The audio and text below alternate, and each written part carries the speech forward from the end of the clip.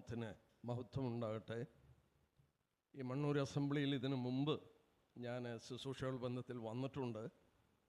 എന്നാൽ ഒരിക്കൽ കൂടെ ഇവിടെ ശുശ്രൂഷിപ്പാൻ ഇവിടെയുള്ള സ്ഥലസഭ എന്നെ ക്ഷണിച്ചതോർത്ത് നന്ദി പറയുന്നു. നിങ്ങളോട് പ്രാരംഭമായി എൻ്റെ നന്ദി അറിയിക്കുകയാണ്. ഞാൻ ശുശ്രൂഷയിൽ പ്രവേശിക്കുന്നതിന് മുമ്പ് ഒരു കാര്യം ഒന്ന് ഓർപ്പിച്ച് കടന്നുകൊള്ളാം. ഞാനും ഒരു ബുക്ക് കൊണ്ടുവന്നിട്ടുണ്ട്. പക്ഷേ ക്ഷമിക്കണം, ഈ ബുക്ക് ഇംഗ്ലീഷിലാണ് എഴുതിയിരിക്കുന്നത്. ഞാൻ ഇപ്പോഴത്തെ ജനറേഷനെ ഓർത്ത്, എൻ്റെ മക്കളെപ്പോലെയുള്ളവരെ ഓർത്ത് എൻ്റെ മകൻ്റെ മരണശേഷം പബ്ലിഷ് ചെയ്തതാണ് ഡെത്ത് ആൻഡ് ആഫ്റ്റർ ലൈഫ്, മരണവും മരണാനന്തര ജീവിതവും. ഇതിൻ്റെ മലയാളം ഒരു അധ്യാപകൻ, പുത്തങ്കാവ് അസംബ്ലിയിലുള്ള ഒരു അധ്യാപകൻ ചെയ്തുകൊണ്ടിരിക്കുന്നുണ്ട്. ഏപ്രിൽ മെയ് മാസത്തിൽ അതിൻ്റെ മലയാളം വരും. എന്നാൽ ഇംഗ്ലീഷ് കോപ്പി എൻ്റെ കയ്യിലുണ്ട്. ആർക്കെങ്കിലും വേണമെങ്കിൽ തരാം. ഇത് 200 രൂപ വിലയിട്ടിട്ടുണ്ടെങ്കിലും 100 രൂപയ്ക്ക് കൊടുക്കും. ഇനി 100 രൂപയും ബുദ്ധിമുട്ടുള്ളവർക്ക് ഫ്രീ ആയിട്ടും തരുന്നതാണ്. ഏതായാലും കുറച്ച് കോപ്പി എൻ്റെ കയ്യിലുണ്ട്. ആർക്കെങ്കിലും വേണമെങ്കിൽ, പ്രത്യേകിച്ച് യങ്ങർ ജനറേഷനെ, ഇപ്പോഴത്തെ തലമുറയെ ഓർത്ത് അത് ഇംഗ്ലീഷ് എഴുതാൻ ദൈവം എന്നെ പ്രേരിപ്പിക്കുകയായിരുന്നു. ഈ ബുക്ക് ഡിസംബറിൽ ലാസ്റ്റിലേക്കാണ് ഇറക്കിയത്. എന്നാലിത് ഇറങ്ങിയെന്നുള്ളത് അറിഞ്ഞ ശേഷം ഏറ്റവും കൂടുതൽ മേടിച്ചിരിക്കുന്നത് യാക്കോബുകാർ എന്താണെന്ന് എനിക്കറിയില്ല. ഒരു പുല്ലൂരുള്ള യാക്കോബ ഡോക്ടർ 50 കോപ്പി എടുത്തോണ്ട് പോയി. വേറെ ഒരു യാക്കോബ സിസ്റ്റർ 20 കോപ്പി. എന്നോട് അവർ പറഞ്ഞു, കുടുംബക്കാർക്ക് കൊടുക്കാനാണ്, എൻ്റെ സഹോദരങ്ങൾക്ക് കൊടുക്കാനാണെന്ന് പറഞ്ഞ് അവർ ഈ ബുക്ക് ധാരാളം എടുക്കുന്നതായിട്ട് ഞാൻ കണ്ടു. ഇതൊരു നല്ല സുവിശേഷം അറിയിപ്പാനായിട്ടുള്ളൊരു ടൂള് കൂടെയാണ്. ഇതിന് മലയാളം കോപ്പി ദൈവം അനുവദിച്ചാൽ ഏപ്രിൽ മെയ് മാസത്തിൽ പുറത്തിറങ്ങും എന്ന് പ്രതീക്ഷിക്കുന്നു. ഇവിടെ ഞാൻ വന്നു, അല്പം നേരത്തെ വന്നു. പ്രിയ സഹോദരനുമായിട്ട് സംസാരിച്ചപ്പോൾ ഈ സലസഭ തുടങ്ങിയിട്ട് 27 വർഷമായിരുന്നു. 27 വർഷമായിട്ട് എല്ലാ ആഴ്ചയിലും ഇവിടെ ബൈബിൾ സ്റ്റഡി ഉണ്ടെന്ന് പറഞ്ഞു. ഞാനത് കേട്ട് അത്ഭുതപ്പെട്ടു പോയി. എല്ലാ ആഴ്ചയിലും 27 വർഷമായി പ്രിയ ദൈവദാസനിവിടെ ബൈബിൾ സ്റ്റഡി നടത്തും. ഞാൻ മസ്കറ്റിൻ്റെ പ്രദേശത്ത് 18 വർഷം ജോലി ചെയ്തു. ഞാനൊരു ലേബർ ക്യാമ്പിൽ 13 വർഷം തുടർച്ചയായിട്ട് എല്ലാ ആഴ്ചയിലും ക്ലാസ് എടുത്ത ഓർമ്മയുണ്ട്. ആ 13 വർഷം കണ്ടിന്യൂസ് ഞാൻ ക്ലാസ് എടുത്ത ശേഷമാണ് അവസാനമായി ദൈവം എന്നെ ജോലി രാജിവെക്കാൻ പ്രേരിപ്പിച്ചപ്പോൾ ഞാൻ ജോലി രാജിവെച്ച് നാട്ടിൽ വരാനിടയായത്.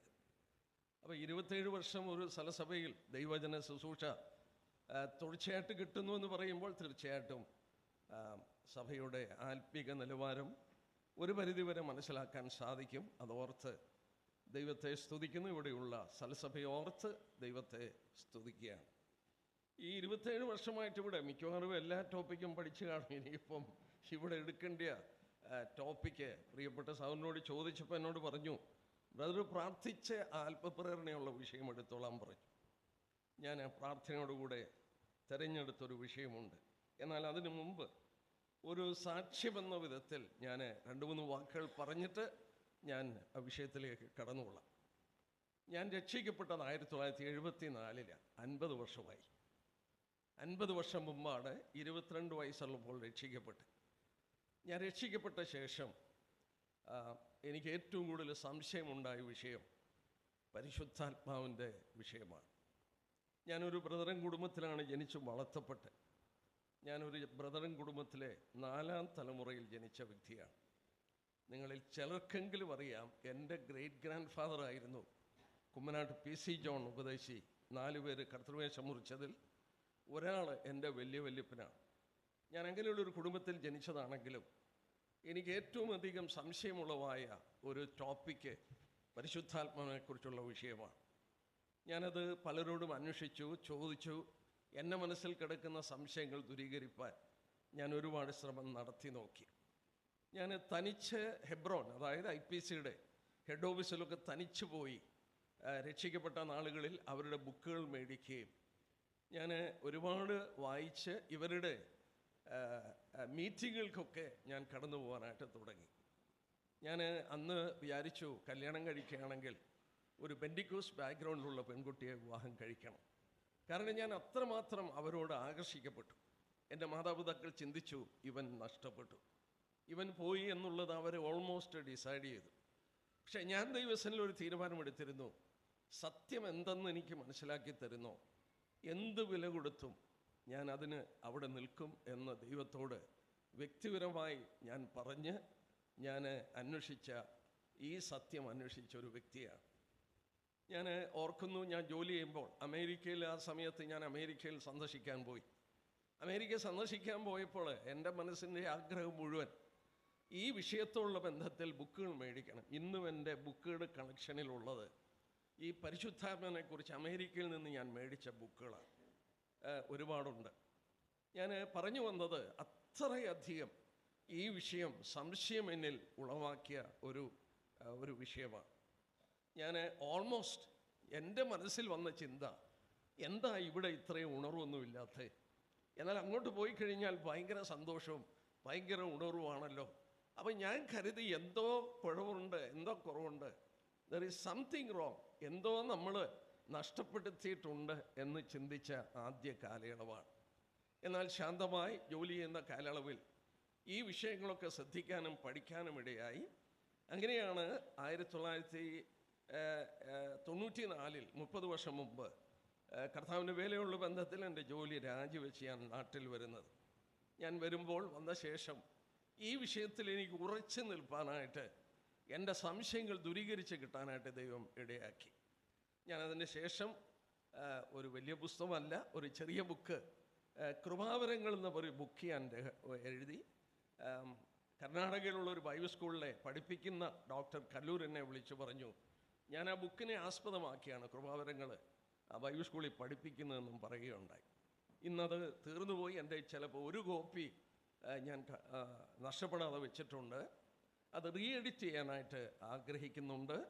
അതിൻ്റെ സമയത്തിൻ്റെ പരിധി അനുസരിച്ച് അത് ചെയ്യാം എന്ന് കരുതുന്നു. ഞാൻ അതുള്ള ബന്ധത്തിൽ ഒരു വിഷയം എൻ്റെ മുന്നിലുള്ള 1 മണിക്കൂറിനുള്ളിൽ എടുക്കാമെന്ന് കരുതുകയാണ്. ഈ വിഷയം എന്താണെന്ന് ചോദിച്ചാൽ, പരിശുദ്ധാത്മാവിൻ്റെ നേരെയുള്ള പാപം. ഇത്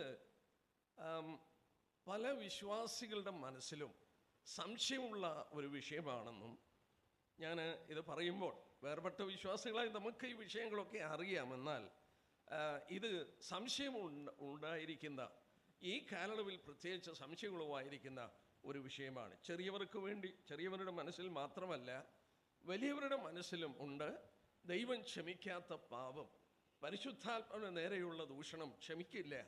അപ്പോൾ ഈ അന്യഭാഷ പറയുമ്പോൾ അത് തെറ്റാണെന്ന് പറയുകയോ അല്ലെങ്കിൽ ഇങ്ങനെയുള്ള കാര്യങ്ങളൊക്കെ പറഞ്ഞു കഴിഞ്ഞാൽ ഇത് ദൈവം ക്ഷമിക്കില്ല എന്നൊരു ധാരണ അനേകരുടെ മനസ്സിലുണ്ട്. അനേകര് അങ്ങനെ പരിശുദ്ധാത്മാവിനെ നേരെ പറഞ്ഞ പാപം അല്ലെങ്കിൽ ദൂഷണം യേശുക്രിസ്തു ക്ഷമിക്കില്ല എന്നൊരു ചിന്ത മനസ്സിലുണ്ട്. ഞാൻ ഇത് പഠിച്ചുകൊണ്ടിരുന്നപ്പോഴാണ് വായിച്ചത് ഡോക്ടർ ബില്ലി ഗ്രഹാം. നമുക്കറിയാം, ലോകത്തിലെ ഏറ്റവും പ്രസിദ്ധനായ സുവിശേഷകനാണ്. ഡോക്ടർ ബില്ലി ഗ്രഹാമിൻ്റെ പിതാവ് അനേക വർഷങ്ങൾ താൻ ഈ പാപം ചെയ്തു പോയി എന്ന് കരുതി, തനിക്ക് ക്ഷമാപണമില്ല എന്ന് കരുതി അസ്വസ്ഥനായ മനുഷ്യൻ നടന്ന ശേഷം, ഞാൻ വായിച്ചതാണ്, അദ്ദേഹം നടന്ന ശേഷം ഒരു ദിവസം ശാന്തമായി ഇരിക്കുകയാണ്. എന്താണ് എൻ്റെ മനസ്സിൽ എപ്പോഴും ഈ ഭാരമുണ്ടാകുന്നത്, ഈ വിഷമം എൻ്റെ മനസ്സിലുണ്ടാകുന്നത്? ക്ഷമിക്കാത്ത പാപമാണെങ്കിൽ എനിക്ക് ആ ഭാരം ഉണ്ടാകത്തില്ലല്ലോ എന്ന് കരുതി ആ വിഷയം തനിക്ക് മനസ്സിലായപ്പോൾ ഞാൻ വായിച്ചു, താൻ വളരെ സ്വതന്ത്രനായി, വളരെ സന്തോഷം നിറഞ്ഞൊരു വ്യക്തിയായി പ്രസിദ്ധനായ ഡോക്ടർ ബില്ലി ഗ്രഹാമിൻ്റെ പിതാവ്. എനിക്കറിഞ്ഞുകൂടാ, ആരെങ്കിലും ഈ ചിന്തകളിലൊക്കെ ഇരിപ്പുണ്ടെങ്കിൽ നമുക്ക് ആ സംശയങ്ങൾ ദൂരീകരിക്കാനായിട്ട് ശ്രമിക്കാം. നമുക്ക് മത്തായിയുടെ സുവിശേഷം 12-ാം അധ്യായത്തിലേക്ക് കടന്നു വന്ന് ആ പഠനം ആരംഭിക്കാൻ നോക്കാം. മത്തായിയുടെ സുവിശേഷം 12-ാം അധ്യായത്തിൻ്റെ അതിൻ്റെ 22 തൊട്ട് ഉള്ള വാക്യങ്ങൾ വായിക്കുമ്പോഴാണ് നമ്മുടെ കർത്താവ് പറയുന്നുണ്ട് 31-ാം വാക്യത്തിൽ, അതുകൊണ്ട് ഞാൻ നിങ്ങളോട് പറയുന്നത്, സകല പാപവും ദൂഷണവും മനുഷ്യരോട് ക്ഷമിക്കും, ആത്മാവിന് നേരെയുള്ള ദൂഷണമോ ക്ഷമിക്കയില്ല. അൺപാർഡനബിൾ സിൻ, ക്ഷമിക്കാത്ത പാപം, ആത്മാവിൻ്റെ നേരെയുള്ള ഈ ദൂഷണം ക്ഷമിക്കില്ല. ഇത് കർത്താവ് പറഞ്ഞ വാക്കല്ലേ? അപ്പോൾ ഇതിൻ്റെ ഗൗരവമേറിയ ഭാഗങ്ങൾ നമ്മൾ നോക്കാനായിട്ട് വളരെ ആവശ്യമാണ്. എന്താണ് ഇത് എന്നുള്ളത് പരിശോധിക്കുവാൻ നമ്മൾ ആവശ്യമാണ്. ഞാൻ ഈ വിഷയം പഠിച്ചപ്പോഴാണ് മനസ്സിലായത്, ഒരു വിശ്വാസിയും പരിശുദ്ധാത്മാവിനെ നേരെ പാപം ചെയ്യും. ഒരു അവിശ്വാസിയും പാപം ചെയ്യും, ഒരു വിശ്വാസിയും പരിശുദ്ധാത്മാവിനെ നേരെ പാപം ചെയ്യും. എന്നാൽ ഒരു അവിശ്വാസി ചെയ്യുന്ന പാപം ക്ഷമിക്കത്തില്ല. ഒരു വിശ്വാസി ആ പരിശുദ്ധാത്മാവിന് നേരെ പാപം ചെയ്താൽ നമ്മൾ ഏറ്റുപറഞ്ഞാൽ അത് നമ്മളോട് ക്ഷമിക്കും. എന്താണ് ഒരു വിശ്വാസി ചെയ്യുന്ന പാപം എന്ന് നമുക്ക് നോക്കാം. എന്നാൽ ആദ്യം ദൈവം ക്ഷമിക്കാത്ത പാപം എന്താണ് എന്ന് നമുക്കൊന്ന് പരിശോധിക്കാം. എന്താണ് കർത്താവ് ഇവിടെ പറഞ്ഞത് എന്ന് നമുക്ക് നോക്കാം. ഈ ഭാഗത്തിലേക്ക് കടന്നു വരണമെങ്കിൽ യഹൂദന്റെ പശ്ചാത്തലം നമ്മൾ മനസ്സിലാക്കണം. നമ്മൾ ഒരു കാര്യം കൂടെ ഓർക്കുക, ഈ അധ്യായത്തിൻ്റെ ശേഷമാണ് 13-ാം അധ്യായത്തിൽ നമ്മുടെ കർത്താവ് ഒരു പ്രത്യേക രീതിയിൽ സംസാരിക്കാൻ തുടങ്ങി. ദൈവരാജ്യത്തെക്കുറിച്ച് ഓപ്പണായിട്ട് കർത്താവ് സംസാരിക്കുകയാണ്. എന്നാൽ 13-ാം അധ്യായം തുടങ്ങി കർത്താവ് ഉപമകളിലൂടെയാണ് സംസാരിക്കുന്നത്. ശിഷ്യന്മാർ ചോദിക്കുന്നുണ്ട് 10-ാം വാക്യത്തിൽ, അവനോട് ഉപമകളായി സംസാരിക്കുന്നത് എന്ത് എന്ന് അവർ ചോദിക്കുന്നത് ഈ 13-ാം അധ്യായത്തിലാണ്. അതിൻ്റെ 12-ാം അധ്യായത്തിൻ്റെ അവസാനത്തിൽ വരുമ്പോൾ, എൻ്റെ അപ്പനും അമ്മയും ആരാണ്? എൻ്റെ പിതാവിൻ്റെ ഇഷ്ടം ചെയ്യുന്നവരാണ്. അപ്പോൾ ഈ യഹൂദനോടുണ്ടായിരുന്ന അവൻ്റെ പ്രത്യേകത അവിടെ വെച്ച് മാറുന്നത് പോലെ നമുക്ക് കാണാൻ കഴിയുന്നു. കർത്താവ് ഉപമകളിലേക്ക് പ്രവേശിക്കുന്നു. അപ്പോൾ ഇവിടെ ഒരു ടേണിംഗ് പോയിന്റ് ഈ മത്തായിയുടെ സുവിശേഷത്തിൽ നമുക്ക് കാണാനായിട്ട് കഴിയുന്നുണ്ട്. എന്നാൽ നമ്മൾ ശ്രദ്ധിക്കാൻ പോകുന്നത് ഏതാണ് ഈ ആത്മാവിൻ്റെ നേരെയുള്ള ദൂഷണം എന്നുള്ളതാണ്. ക്ഷമിക്കാത്ത പാപം എന്താണ് എന്ന് നമ്മൾ നോക്കാൻ പോവുകയാണ്. നമ്മൾ തിരുവചനം പരിശോധിക്കുമ്പോൾ നമ്മുടെ കർത്താവ് വന്നത്, യോഹന്നാന്റെ സുവിശേഷം 1-ാം അധ്യായത്തിൽ പരിചയമുള്ളതുകൊണ്ട് ഞാൻ വായിക്കുന്നില്ല. പരിചയമുള്ള വാക്യങ്ങൾ ചിലത് ഞാനങ്ങ് പറഞ്ഞു പോവുകയുള്ളൂ. അവിടെ നമ്മൾ വായിക്കുന്നുണ്ട്, അവൻ സ്വന്തത്തിലേക്ക് വന്നു, സ്വന്തക്കാർ അവനെ കൈക്കൊണ്ടില്ല. യഹൂദന്റെ മധ്യത്തിലേക്ക് വന്ന കാര്യമാണ് അവിടെ പറയുന്നത്. നമ്മുടെ കർത്താവ് ശുശ്രൂഷിക്കുമ്പോൾ നമുക്കതിൻ്റെ 10-ാം അധ്യായം നോക്കിയാട്ടെ.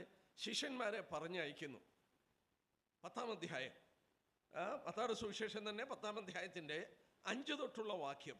ഈ 12 പേരെയും യേശു അയക്കുമ്പോൾ അവരോട് ആജ്ഞാപിച്ച എന്തെന്നാൽ, ജാതികളുടെ അടുക്കൽ പോകാതെയും ശമര്യയുടെ പട്ടണങ്ങളിൽ കിടക്കാതെയും ഇസ്രായേൽ ഗൃഹത്തിലെ കാണാതെ പോയ ആടുകളുടെ അടുക്കൽ തന്നെ ചെല്ലുവിൻ.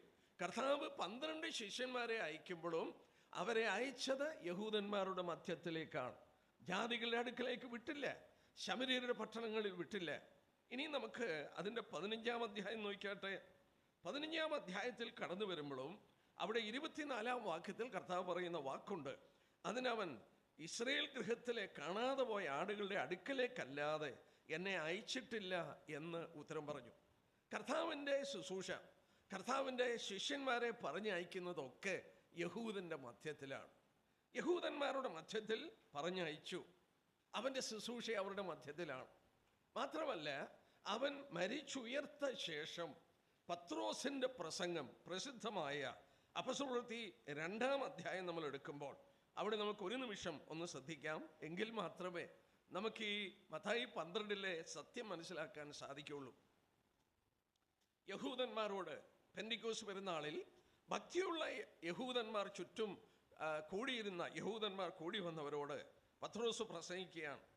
നമുക്ക് അപ്പോസ്തലപ്രവൃത്തി 2-ാം അധ്യായത്തിൻ്റെ അതിൻ്റെ 22-ാം വാക്യം, ഇസ്രായേൽ പുരുഷന്മാരെ, ഈ വചനം കേട്ടുകൊള്ളുവിൻ. നിങ്ങൾ തന്നെ അറിയും പോലെ ദൈവം അവനെ കൊണ്ട് നിങ്ങളുടെ നടുവിൽ ചെയ്യിച്ച ശക്തികളും അത്ഭുതങ്ങളും അടയാളങ്ങളും കൊണ്ട് ദൈവം നിങ്ങൾക്ക് കാണിച്ചെന്ന പുരുഷനായ നസറേയനായ യേശുവിനെ.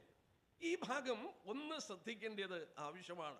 എന്താ ഞാനങ്ങനെ പറഞ്ഞെന്ന് ചോദിച്ചാൽ, ഈ അത്ഭുതങ്ങൾ നടത്തിയത് എന്തിനാണെന്ന് ചോദിച്ചാൽ, ഇവിടെ നമ്മൾ വായിക്കുന്നുണ്ട്, ദൈവം കാണിച്ചു കൊടുക്കാനാണ്. മറ്റു വിധത്തിൽ പറഞ്ഞാൽ അതൊരടയാളമാണ്. വിശ്വസിക്കുന്നവരാൽ ഈ അടയാളങ്ങൾ നടക്കും. സൈൻ, ശിമിയോൺ എന്ന വാക്കാണ്. എന്ന് പറഞ്ഞാൽ ഒരു ചൂണ്ടുപലകയാണ്. യഹൂദന്മാർക്ക് കാണിച്ചു കൊടുത്തു. ഇനിയും ഇവിടെ ഒന്ന് നോക്കിയേ, 3 വാക്കുകൾ വരുന്നുണ്ട്. ഇന്ന് ഇതൊരു വളരെ കോൺട്രവേഴ്ഷ്യലായ ഒരു ടോപ്പിക്കാണ്.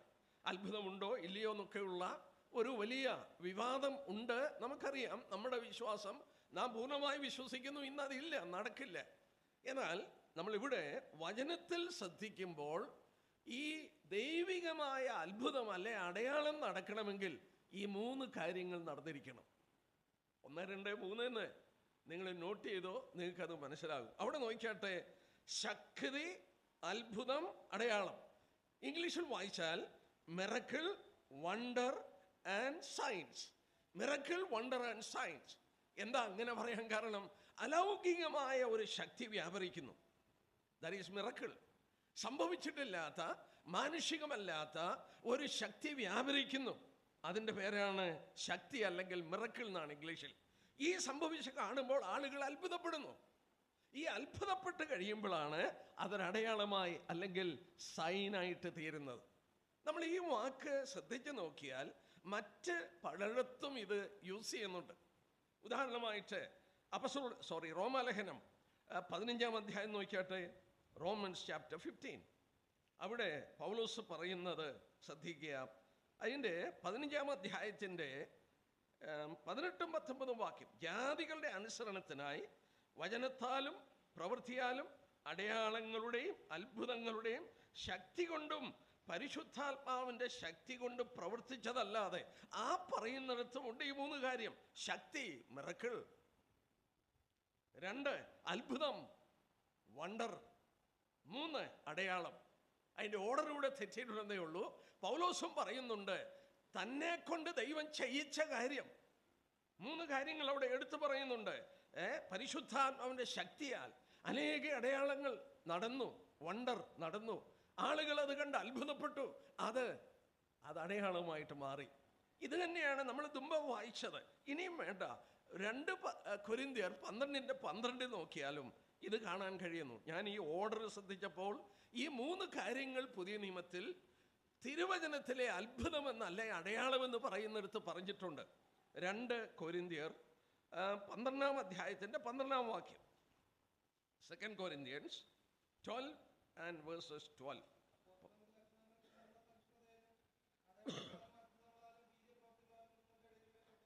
നോക്കുക, വീര്യപ്രവൃത്തി, മിറക്കിൾ, അത്ഭുതം. ആളുകൾ വണ്ടർ ചെയ്തു, അത് അടയാളമായിട്ട് മാറി. അപ്പോൾ ബൈബിള് പറയുന്ന അത്ഭുതം ക്വാളിഫൈഡ് ആകണമെങ്കിൽ ഈ 3 കാര്യം ഉണ്ടായിരിക്കണം. അലൗകികമായ ഒരു കാര്യം സംഭവിക്കണം. ആ സംഭവിച്ച കണ്ട ആളുകൾ അത്ഭുതപ്പെടുന്നു, വണ്ടർ ആകുന്നു.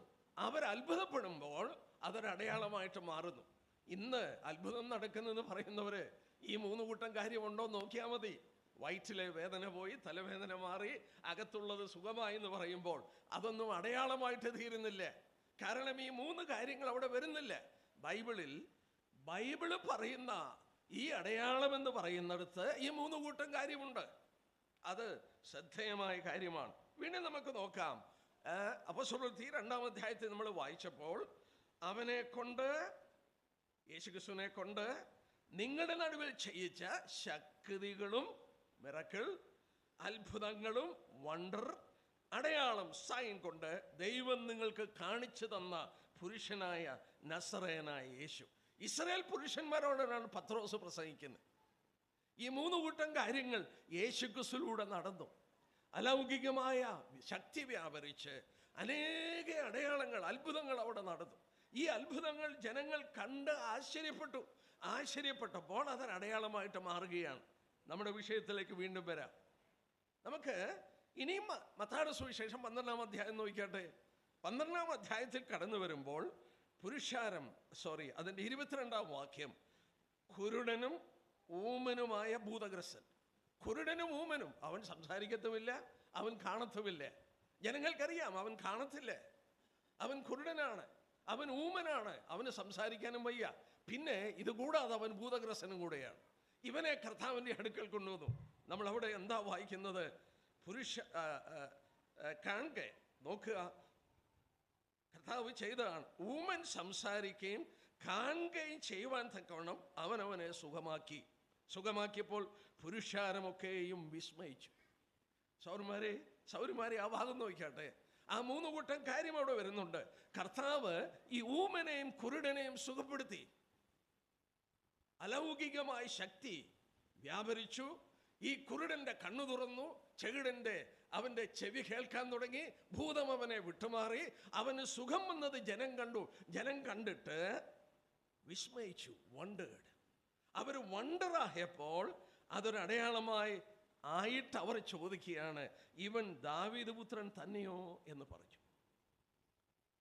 ദാനിയേലിന്റെ പുസ്തകം 7-ാം അധ്യായത്തിൽ വരുമ്പോൾ, ഞാൻ എടുക്കാതെ പറയട്ടെ, ദാവീദ് പുത്രൻ എന്നുള്ള പ്രയോഗം മശീഹയ്ക്ക് ഉപയോഗിച്ചിരിക്കുന്നതാണ്. ദാനിയേലിന്റെ പുസ്തകം 7-ാം അധ്യായത്തിലോട്ട് അവരതാണ് ചോദിച്ചത്, ഇവനാണോ ദാവീദ് പുത്രൻ? ഇവനാണോ നമ്മൾ കാത്തിരിക്കുന്ന മശീഹ? അവര് ഓൾമോസ്റ്റ് വിശ്വാസത്തിലേക്ക് വരികയാണ്. കർത്താവ് ഈ ഊമനും കുരുടനെയും ഭൂതഗ്രസ്തനെയും സുഖപ്പെടുത്തിയപ്പോൾ ജനങ്ങള്, യഹൂദ പുരുഷന്മാർ അത്ഭുതപ്പെട്ടിട്ട് ഇവനാണോ ദാവീദ് പുത്രൻ എന്ന് almost they were going to believe. അവർ വിശ്വസിക്കാൻ തുടങ്ങിയാണ്. അവൾ എന്താ ചെയ്തത്? യഹൂദന്മാരുടെ മതനേതാക്കന്മാർ എന്ത് ചെയ്തു? അവിടെ നമ്മൾ ഇങ്ങനെ വായിക്കുന്നു, 24-ാം വാക്യം. ഇത് കേട്ടിട്ട് പരീശന്മാർ, ഇവൻ ഭൂതങ്ങളുടെ തലവനായി ബേൽസുബേലിനെ കൊണ്ടല്ലാതെ ഭൂതങ്ങളെ പുറത്താക്കുന്നില്ല. ഇവരുടെ വിശ്വാസത്തെ മറിച്ചു കളയുകയാണ് ഈ യഹൂദന്മാരുടെ മതനേതാക്കന്മാർ. ആ വിശ്വാസത്തെ മറിച്ചു കളയുകയാണ്. ഞാൻ ചോദിച്ചോട്ടെ, ദൈവം എന്തിനാണ് പരിശുദ്ധാത്മാവിനെ ഭൂമിയിലേക്ക് അയച്ചത്? നമുക്ക് കാണാതറിയാം. പരിശുദ്ധാത്മാവ് ഭൂമിയിലേക്ക് വന്നതിൻ്റെ ഉദ്ദേശം, യോഹന്നാന്റെ സുവിശേഷം 16-ാം അധ്യായത്തിൻ്റെ 8-ാം വാക്യം നോക്കിയാട്ടെ. നമുക്കറിയാവുന്ന വാക്യമാണെങ്കിലും ഇത് പഠിക്കുമ്പോൾ ഈ ഒരു സംശയം മാറ്റാനായിട്ട്, യോഹന്നാന്റെ സുവിശേഷം 16-ാം അധ്യായത്തിൻ്റെ 8-ാം വാക്യം,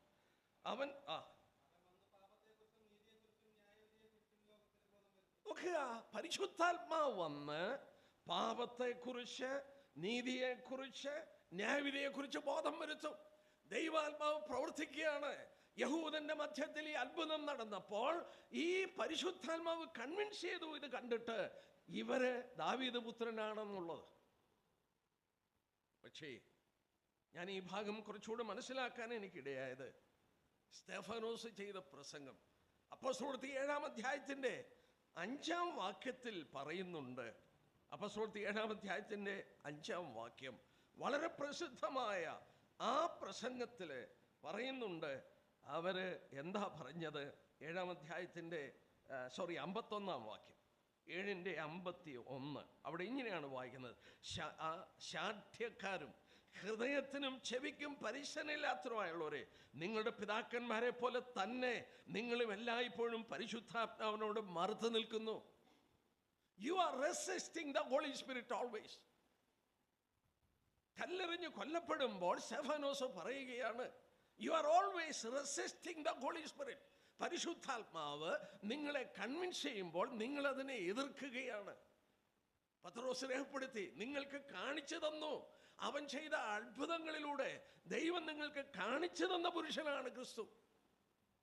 അവർ വിശ്വസിക്കുന്നില്ലേ? അവസാനം അവർ പറയുന്നു, ഇവൻ ഭൂതങ്ങളുടെ തലവനായ ബേൽസബേലിനെ കൊണ്ടാണ് ഭൂതങ്ങളെ പുറത്താക്കുന്നത്. ഇത് കേട്ടപ്പോഴാണ് കർത്താവ് പറഞ്ഞത്,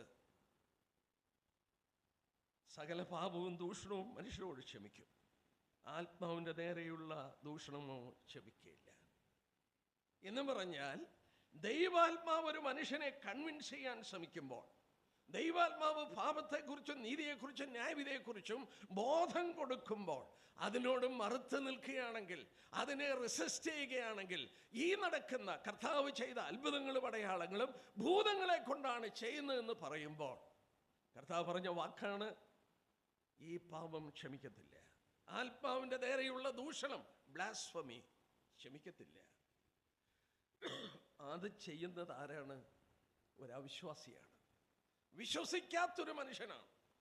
യേശുക്രിസ്തുവിൽ വിശ്വാസം അർപ്പിക്കാത്ത ഒരുത്തൻ ഈ പാപമേ ഒഴിച്ച് എല്ലാ പാപവും ദൈവം ക്ഷമിക്കുന്നു. ഈ പാപം ക്ഷമിക്കത്തില്ല. കർത്താവ് പറഞ്ഞു, ഈ ലോകത്തിലും ക്ഷമിക്കത്തില്ല, വരാനുള്ള ലോകത്തിലും ക്ഷമിക്കത്തില്ല. നമ്മൾ ആ 32-ാം വാക്യത്തിൽ വായിക്കുന്നു. അവിടെ വായിക്കുന്നുണ്ട്, പരിശുദ്ധാത്മാവിന് നേരെ പറഞ്ഞാലോ ഈ ലോകത്തിലും വരുവാനുള്ളതിലും അവനോട് ക്ഷമിക്കയില്ല. സൗരന്മാരെ ആ ഭാഗം ഞാൻ അവിടെ നിർത്തട്ടെ. ബാക്കി സമയം കൊണ്ട് വിശ്വാസം ചെയ്യുന്ന പാപം കൂടെ ഒന്ന് പരിശോധിക്കണം. നമ്മൾ നോക്കുക, ഇതൊരു അവിശ്വാസം ചെയ്യുന്ന പാപമാണ്. ദൈവാത്മാവ് ഒരു മനുഷ്യനെ കൺവിൻസ് ചെയ്യുമ്പോൾ അവൻ അതിനോട് എതിർത്ത് നിൽക്കുക. നമ്മൾ എബ്രായലേഖനത്തിൽ പരിചയമുള്ള വാക്യമാണല്ലോ, കൃപയുടെ ആത്മാവിനെ നിന്ദിക്കുക. കൃപയുടെ ആത്മാവിനെ നിന്ദിക്കുക, പരിശുദ്ധാത്മാവിനോട് മറുത്ത് നിൽക്കുക. ദൈവാത്മാവ് സ്വർഗം വിട്ട് ഭൂമിയിൽ ഇറങ്ങി വന്ന് മനുഷ്യന്റെ നന്മയ്ക്ക് വേണ്ടി ദൈവപുത്രൻ കാൽവരി ക്രൂശിൽ വരിച്ച യാഗം അത് വിശ്വസിച്ച് രക്ഷിക്കപ്പെടുവാൻ പ്രേരണ കൊടുക്കുമ്പോൾ, ആ പ്രേരണയ്ക്ക് വിരുദ്ധമായി ഭൂതങ്ങളെ കൊണ്ടാണ് ഇത് ചെയ്യുന്നത്, അതാണ് ഇതാണെന്ന് പറയുമ്പോൾ, ആ പാപം ഒരിക്കലും ദൈവം ക്ഷമിക്കത്തില്ല. ദൈവം ക്ഷമിക്കാത്തൊരു പാപം ഇതാണ്, ദൈവപുത്രനിൽ വിശ്വാസം അർപ്പിക്കാത്ത പാപം. അത് ഈ ലോകത്തിലും ക്ഷമിക്കില്ല, വരാനുള്ള ലോകത്തിലും ക്ഷമിക്കില്ല. ഞാനൊരു വാക്കോട് പറഞ്ഞു വിടട്ടെ, അതൊരു വിശ്വാസം ചെയ്യുന്ന പാപമല്ല, അതൊരു അവിശ്വാസം ചെയ്യുന്ന പാപമാണ്. എന്നാൽ ഒരു വിശ്വാസിയും പാപം ചെയ്യും, ദൈവാത്മാവിനോട് പാപം ചെയ്യും. എന്നാൽ ഒരു വിശ്വാസി ചെയ്യുന്ന പാപം പരിശുദ്ധാത്മാവ് ക്ഷമിക്കുമെന്ന് നമ്മൾ ഏറ്റുപറഞ്ഞാൽ നമ്മളോട് ക്ഷമിക്കും എന്ന് നമുക്ക് മനസ്സിലാക്കാൻ സാധിക്കും. ഒരു വിശ്വാസി ചെയ്യുന്ന, ആത്മാവിനോട് ചെയ്യുന്ന പാപം നമുക്ക് രണ്ട് തട്ടിൽ കൊണ്ടുവരാൻ കഴിയും. നമ്മൾ ഏത് പാപം ചെയ്താലും ഞാൻ വിശ്വസിക്കുന്നു, ഒരു വിശ്വാസി ചെയ്യുന്ന പാപം, ആത്മാവിൻ്റെ നേരെയുള്ള പാപം, രണ്ട് കാര്യങ്ങളുടെ കീഴിൽ കൊണ്ടുവരാം. ആദ്യത്തെ നമുക്ക് നോക്കാം, എന്താണ്? എഫേസ്യ ലേഖനം എന്നെടുത്താട്ടെ, 4-ാം അധ്യായം. എഫേസ്യ ലേഖനം 4-ാം അധ്യായത്തിലേക്ക് കടന്നു വരാം. അവിടെ വിശ്വാസി ഒരു പരിശുദ്ധാത്മാവിനോട് ചെയ്യുന്ന പാപം, 4-ാം അധ്യായത്തിൻ്റെ അതിൻ്റെ 30-ാമത്തെ വാക്യം, 4:30.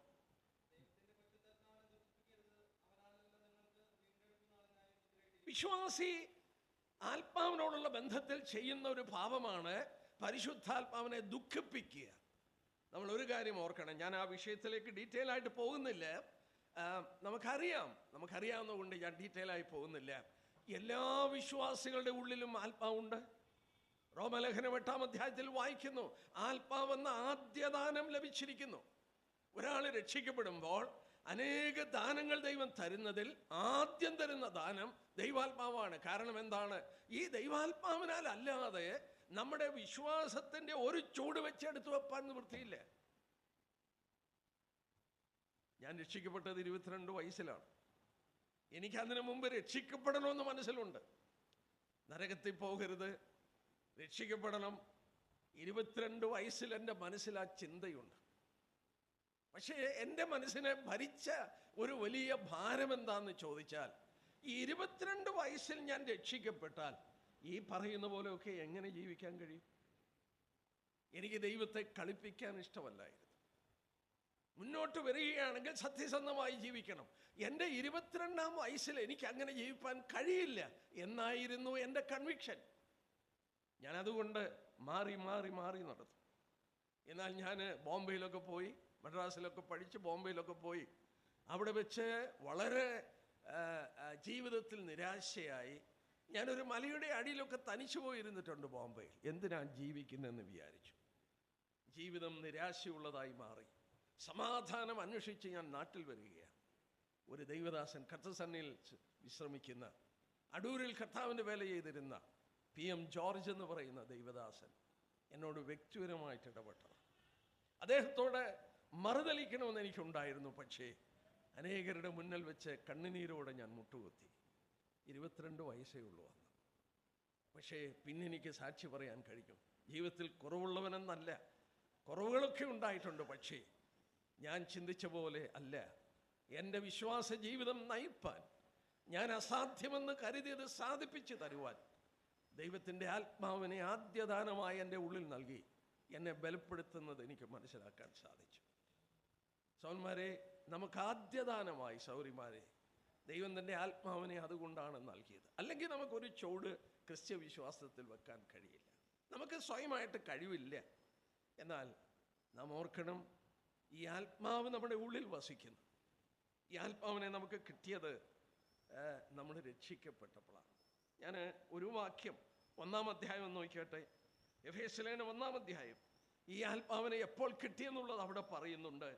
നോക്കിയേ, മനോഹരമായൊരു ഭാഗമാണ്. അതിൻ്റെ 13-ാമത്തെ വാക്യം, അവനിൽ നിങ്ങൾക്കും നിങ്ങളുടെ രക്ഷയെക്കുറിച്ചുള്ള സുവിശേഷം എന്ന സത്യവചനം നിങ്ങൾ കേൾക്കുകയും സുവിശേഷമെന്ന സത്യവചനം നിങ്ങൾ കേട്ടു, അവനിൽ വിശ്വസിക്കുകയും ചെയ്തിട്ട് തൻ്റെ സ്വന്തം ജനത്തിൻ്റെ വീണ്ടെടുപ്പിന് വേണ്ടി, തൻ്റെ മഹത്വത്തിൻ്റെ പുകഴ്ചയ്ക്കായി, നമ്മുടെ അവകാശത്തിൻ്റെ അച്ചാരമായി വാഗ്ദത്തത്തിൻ്റെ പരിശുദ്ധാത്മാവിനാൽ മുദ്രയിട്ടു. ആ 3 സ്റ്റെപ്പോടെ പറയുന്നുണ്ട്. നിങ്ങൾ സുവിശേഷം കേട്ടു, നിങ്ങൾ അവനിൽ വിശ്വസിച്ചു, വാഗ്ദത്തത്തിൻ്റെ പരിശുദ്ധാത്മാവിനാൽ മുദ്രയിട്ടു. സുവിശേഷം കേട്ടു, നിങ്ങൾ വിശ്വസിച്ചു, നിങ്ങളെ ദൈവം ആത്മാവിനാൽ മുദ്രയിട്ടു. ആ 3 അവിടെയുണ്ട്. ഇനിയും ഈ മുദ്ര എന്ന് വരെയാണ്? 4-ാം അധ്യായത്തിന്റെ 30-ാം വാക്യത്തിൽ ദൈവത്തിന്റെ പരിശുദ്ധാത്മാവിനെ ദുഃഖിപ്പിക്കരുത്, അവനാലല്ലോ വീണ്ടെടുപ്പ് നാളിനായി മുദ്രയിട്ടിരിക്കുന്നത്. ഇംഗ്ലീഷിൽ വായിച്ചാൽ എനിക്ക് ആ വാക്യം ഇംഗ്ലീഷിൽ കുറച്ചുകൂടെ ബ്യൂട്ടിഫുൾ ആയി തോന്നി. You are sealed until the day of redemption. That seal will be in U until you are redeemed from this world. നിങ്ങളെ ഈ ലോകത്തിൽ നിന്ന് വീണ്ടെടുക്കുന്നത് വരെ ദൈവാത്മാവ് നിങ്ങളിലുണ്ട്. ആ ദൈവാത്മാവിനാൽ നിങ്ങളെ മുദ്രയിട്ടിരിക്കുകയാണ്. ഞാൻ ആ മുദ്രയെക്കുറിച്ചൊന്നും വിശദീകരിക്കാനായിട്ട് പോകുന്നില്ല. ദൈവത്തിൻ്റെ അവകാശമാണെന്ന് ദൈവം സ്ഥാപിച്ചതാണ് ആ മുദ്ര. എന്നാൽ ഈ നമ്മൾ പാപം ചെയ്യുമ്പോൾ, ആത്മാവിനെ ദുഃഖിപ്പിക്കുമ്പോൾ, ആത്മാവ് നമ്മളെ വിട്ടുപോകുകയാണെങ്കിൽ ആത്മാവിന് ദുഃഖിക്കേണ്ട കാര്യമില്ല. ആത്മാവ് വിട്ടുപോകുകയാണല്ലോ. ആത്മാവ് വിട്ടുപോകില്ല. ആത്മാവ് നമ്മളിൽ തന്നെ വസിക്കുന്നത് കൊണ്ടാണ് ആത്മാവ് ദുഃഖിക്കുന്നത് നമ്മുടെ ജീവിതത്തിൽ. എന്നാൽ ഞാൻ ഈ ഭാഗം ശ്രദ്ധിച്ചുകൊണ്ടിരുന്നപ്പോൾ എനിക്ക് മറ്റൊരു ചിന്ത എന്നെ ഭരിച്ചു. ആ ചിന്ത എന്താണെന്ന് ചോദിച്ചാൽ, എനിക്ക് എന്തെങ്കിലും പറ്റിയാൽ ആരാ ദുഃഖിക്കുന്നേ? എൻ്റെ ശത്രുക്കളാണോ? എൻ്റെ ശത്രുക്കൾ ദുഃഖിക്കില്ലേ? എനിക്ക് എന്തെങ്കിലും പറ്റിയാൽ എൻ്റെ ശത്രുക്കൾക്ക് സന്തോഷമാണ്. എന്നാൽ എനിക്ക് എന്തെങ്കിലും പറ്റിയാൽ എൻ്റെ ഭാര്യയും എൻ്റെ മക്കളും ദുഃഖിക്കും, എന്നെ സ്നേഹിക്കുന്നവർ ദുഃഖിക്കും. ആത്മാവ് എന്തുകൊണ്ടാണ് ദുഃഖിക്കുന്നേ? ഒരു വാക്യം ഒന്ന് വായിക്കാം. നമുക്ക് വലിയ പരിചയം തോന്നാത്തൊരു വാക്യമാണ്. റോമാലേഖനം 15:32 വാക്യം. റോമൻസ് 15, റോമാലേഖനം 15:32 വാക്യം. നമ്മുടെ കർത്താവായ യേശുവിനെയും ആത്മാവിൻ്റെ സ്നേഹത്തെയും ഓർപ്പിച്ച് ഞാൻ നിങ്ങളെ പ്രബോധിപ്പിക്കുന്നു. ഞാൻ എൻ്റെ ബൈബിളിൽ ചുമന്ന മഷി കൊണ്ട് അണ്ടർലൈൻ ചെയ്തു. ആത്മാവിൻ്റെ സ്നേഹത്തെ ഓർപ്പിച്ച് പ്രബോധിപ്പിക്കുന്നു. എന്നിൽ വസിക്കുന്ന ആത്മാവ് സ്നേഹത്തിൻ്റെ ആത്മാവാണ്. It's A spirit of love. എൻ്റെ ഭാര്യ, എൻ്റെ മക്കള്, എനിക്ക് എന്തെങ്കിലും പറ്റിയാൽ അവർ ദുഃഖിക്കും. കാരണം അവരെന്നെ സ്നേഹിക്കുന്നു. എൻ്റെ ഉള്ളിൽ വസിക്കുന്ന ആത്മാവ് it is A spirit of love. സ്നേഹിക്കുന്ന ആത്മാവാണ്. എന്നെ സ്നേഹിക്കുന്നു. എൻ്റെ നന്മയ്ക്ക് വേണ്ടി എൻ്റെ ഉള്ളിൽ വസിക്കുകയാണ്.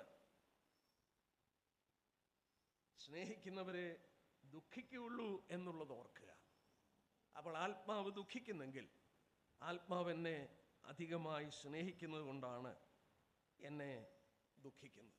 ഇനി ആത്മാവ് ദുഃഖിക്കുന്നത് നമുക്ക് എഫേസ്യ ലേഖനം 4-ാം അധ്യായത്തിൽ തന്നെ കടന്നു വരാം. എപ്പോഴാണ് പൗലോസ് ഇത് പറഞ്ഞിരിക്കുന്നത്? ദൈവാത്മാവ് തന്നെ രേഖപ്പെടുത്തിയെന്ന് നോക്കുക. ആ 4-ാം അധ്യായത്തിൻ്റെ 29-ാം വാക്യം നോക്കിയാട്ടെ. 29-ാം വാക്യം. കേൾക്കുന്നവർക്ക് കൃപ ലഭിക്കേണ്ടതിന് ആവശ്യം പോലെ ആത്മീയവർദ്ധനായി നല്ല വാക്കല്ലാതെ ആകാത്തതൊന്നും നിങ്ങളുടെ വായിൽ നിന്ന് പുറപ്പെടരുത്. ദൈവത്തിൻ്റെ പരിശുദ്ധാത്മാവിനെ ദുഃഖിപ്പിക്കരുത്. നമ്മുടെ സംസാരത്തോടുള്ള ബന്ധത്തിലാണ് അവിടെ ആത്മാവിനെ ദുഃഖിപ്പിക്കരുത് എന്ന വാക്ക് കടന്നു വന്നത്. ആത്മാവ് എപ്പോഴാണ് ദുഃഖിക്കുന്നത്? എൻ്റെ ഉള്ളിൽ ആത്മാവ് വസിക്കുന്നു. നാം പഠിച്ചതുപോലെ, ഓർത്തതുപോലെ, എന്നെ വീണ്ടെടുക്കുന്ന ദിവസം വരെ ആത്മാവിൻ്റെ ഉള്ളിലുണ്ട്. എന്നെ വിട്ടു പോകില്ല. എൻ്റെ ഉള്ളിൽ വസിക്കുന്ന ആത്മാവിനെ എനിക്ക് ദുഃഖിപ്പിക്കുവാൻ കഴിയും. എങ്ങനെ ദുഃഖിപ്പിക്കാം? അവൻ്റെ സ്വഭാവത്തിന് വിരുദ്ധമായത്, അവൻ ഇഷ്ടമില്ലാത്തത് ഞാൻ ചെയ്യുമ്പോൾ എന്നിൽ വസിക്കുന്ന ആത്മാവ് ദുഃഖിക്കും. നാം വളരെ കരുതേണ്ടത് ആവശ്യമാണ്. ഞാൻ ഈ ഭാഗം പഠിപ്പിക്കുമ്പോൾ നമുക്കത് നോക്കാൻ നേരമില്ല. എങ്കിലും 2-3 മിനിറ്റ് കൊണ്ട് ഞാൻ പറഞ്ഞൊന്ന് പോകട്ടെ. ഉൽപ്പത്തി പുസ്തകം 24-ാം അധ്യായം എടുക്കുമ്പോൾ വീട്ടിൽ ചെന്ന് വായിച്ചാൽ മതി. ഏലിയാസാറിൻ്റെയും റിബേക്കയുടെയും ചരിത്രം. എൻ്റെ സഹോദരന്മാരെ, നമ്മളത് വായിക്കുകയും ധ്യാനിക്കുകയും ചെയ്താൽ ഈ വിഷയം വളരെ പ്രസക്തമായി നമുക്ക് മനസ്സിലാക്കാനായിട്ട് വളരെയധികം വെളിച്ചം തരും. എലിയാസാർ ഒരു വലിയ ധനികന്റെ ദാസനാണ്. വലിയ ധനികന്റെ ദാസൻ ആ യജമാനന്റെ തുടയുടെ കീഴിൽ കരങ്ങൾ വെച്ച് സത്യം ചെയ്തു. അവർ തമ്മിൽ സംസാരിച്ച കാര്യം ഒറ്റ കാര്യം: എൻ്റെ മകന് ഒരു മണവാട്ടിയെ വേണം. അവർ തമ്മിൽ എന്തെല്ലാം സംസാരിച്ചെന്ന് നമുക്ക് അറിഞ്ഞുകൂടാ, വെളിപ്പെടുത്തിയിട്ടില്ല. പക്ഷേ നമുക്കൊരു കാര്യം അറിയാം: യജമാന്റെ തുടയുടെ കീഴിൽ കരങ്ങൾ വെച്ച് ഈ എലിയാസാർ സത്യം ചെയ്യുമ്പോൾ അവന് ഒറ്റ കാര്യം പറഞ്ഞു: എൻ്റെ മകന് ഒരു മണവാട്ടിയെ വേണം. എലിയാസാർ യാത്ര ചെയ്യുകയാണ്. 10 ഒട്ടകങ്ങളുമായി ദൂരദേശത്ത് പോവുകയാണ്. അവൻ അവിടെ ചെന്ന് ഇനി ആ മനോഹര ചിത്രമെന്ന് ആലോചിച്ച്, എലിയാസാർ ചെയ്യുന്ന ഒരു കാര്യമേ ഉള്ളൂ. എലിയാസാർ സാക്ഷി പറഞ്ഞുകൊണ്ടിരിക്കുകയാണ്: എനിക്ക് ധനികനായ ഒരു യജമാനുണ്ട്. ആ ധനികനായ പിതാവിന് ഒരൊറ്റ മകനേ ഉള്ളൂ. തനിക്കുള്ളതൊക്കെ ആ പുത്രന് കൊടുത്തിരിക്കുകയാണ്. ആ എൻ്റെ യജമാനൻ്റെ മകനൊരു മണവാട്ടിയെ വേണം. ആ റിബേക്കയുടെ വീട്ടിൽ ചെന്ന് താമസിക്കുന്നതിന് മുമ്പ് എലിയാസാർ മറ്റൊരു കാര്യം കൂടെ ചെയ്തു. സ്വർണ്ണ വളകളും ഒക്കെ എടുത്തു കൊടുത്തു. അത് ഗിഫ്റ്റാണ്. എലിയാസാർ ചെയ്ത 2 കാര്യം: യജമാനെ കുറിച്ചും യജമാന്റെ പുത്രനെ കുറിച്ചും സാക്ഷി പറഞ്ഞുകൊണ്ടിരുന്നു. എലിയാസാർ വാ പൂട്ടാതെ സാക്ഷി പറയുക. ഞാൻ വാക്യമൊന്നും എടുക്കുന്നില്ലേ, നമ്മുടെ കർത്താവ് പറഞ്ഞില്ലേ, ആത്മാവ് വരുമ്പോൾ അവൻ എന്നെക്കുറിച്ച് സാക്ഷ്യം പറയും, എനിക്കുള്ളതിൽ നിന്ന് എടുത്ത് നിങ്ങൾക്ക് തരും, എന്നെ മഹത്വപ്പെടുത്തും.